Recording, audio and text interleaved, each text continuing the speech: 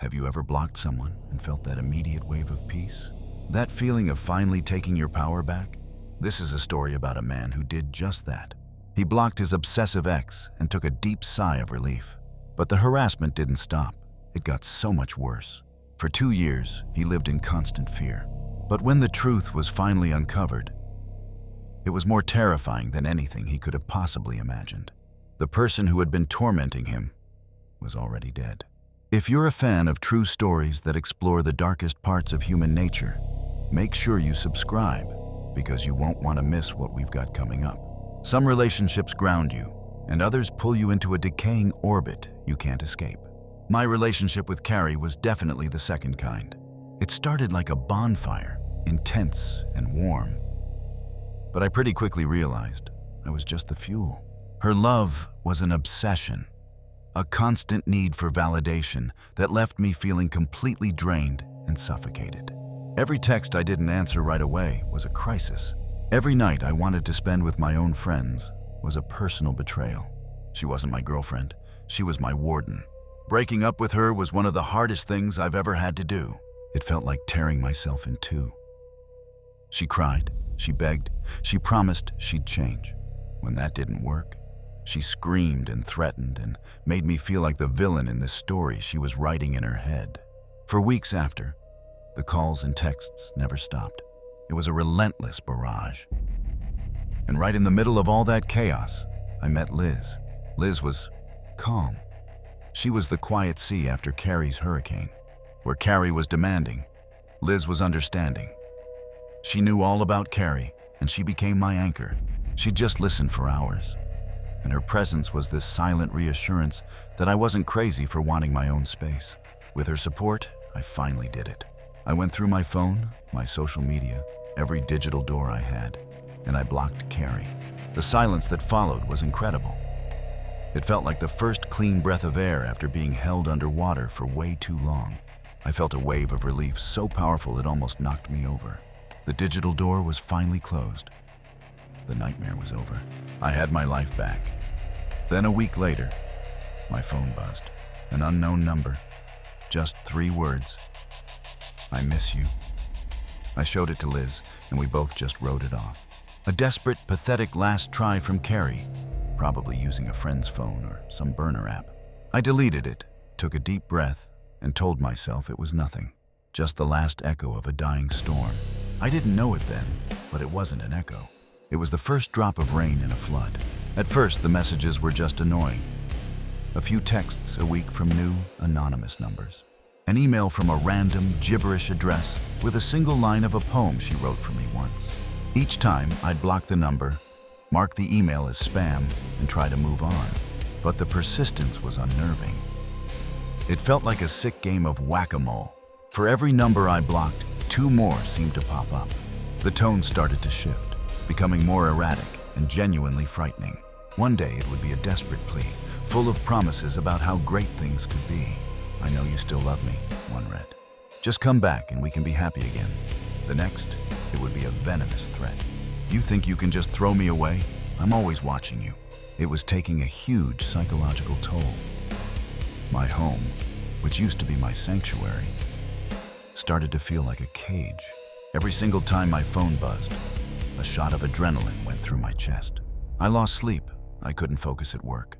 I was living in a state of constant, low-grade anxiety, just waiting for the next message to drop. The man who had felt so free just a few months before was now a prisoner in his own life. Then, the harassment expanded. It was no longer just about me. One evening, an email came through. The subject line was just Liz's name. Inside was a single photo, clearly taken from far away with a long lens camera. It showed Liz at her desk at work, smiling while talking on the phone. The caption underneath read, "She looks so peaceful, for now." My blood ran cold. This was a whole different level of terror. This wasn't just about tormenting me anymore.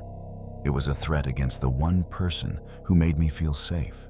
Liz was terrified, but she was also firm. She refused to let this ghost drive us apart. If anything, it pulled us closer. We weren't just a couple anymore.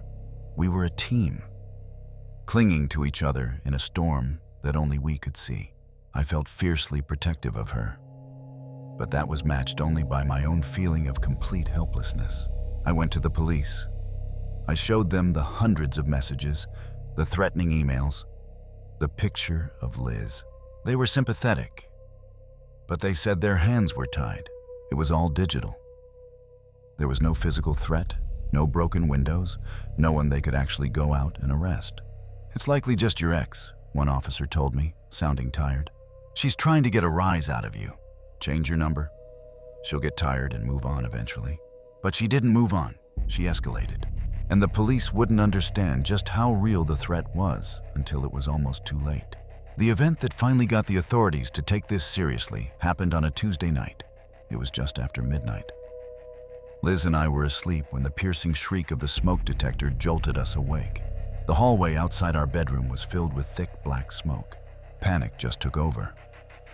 We grabbed what we could, our phones, our wallets, and scrambled out of the apartment, choking, standing on the cold sidewalk outside, watching firefighters battle the fire that had started right near our front door. My phone buzzed in my hand. It was an email from another anonymous account. My hands were shaking as I opened it. The subject line, "So pretty." The body of the email had only 5 words. "I love watching everything burn." This was it. This was the line. It was no longer just threats and mind game. This was attempted murder. When the fire investigators and police arrived, I didn't have to convince them anymore. The email, sent at the exact same time as the fire, was undeniable proof. An arson investigation was launched, but it was now part of a much bigger criminal investigation. A digital forensics unit was assigned to my case. They took everything, my phone, my laptop, all of it. The lead detective, a guy named Harris, looked at me with a grim seriousness that was actually kind of comforting. "We're going to find her," he said, his voice firm. "We're going to pull on every digital thread until we find out where she's hiding." For the next week, Liz and I lived in a hotel, our lives totally up in the air. But for the first time in 2 years, I felt a small bit of hope. They were finally taking it seriously. They had the resources, the experts. The net was closing in. A week later, Detective Harris called me and asked me to come down to the station. "We have an update," he said. His voice was flat, totally unreadable. I walked into that sterile interview room with Liz right by my side, my heart pounding. I was expecting him to tell me they'd tracked Carrie to another state, that they had a warrant out for her arrest. Harris sat down across from us, a thin file on the table between us.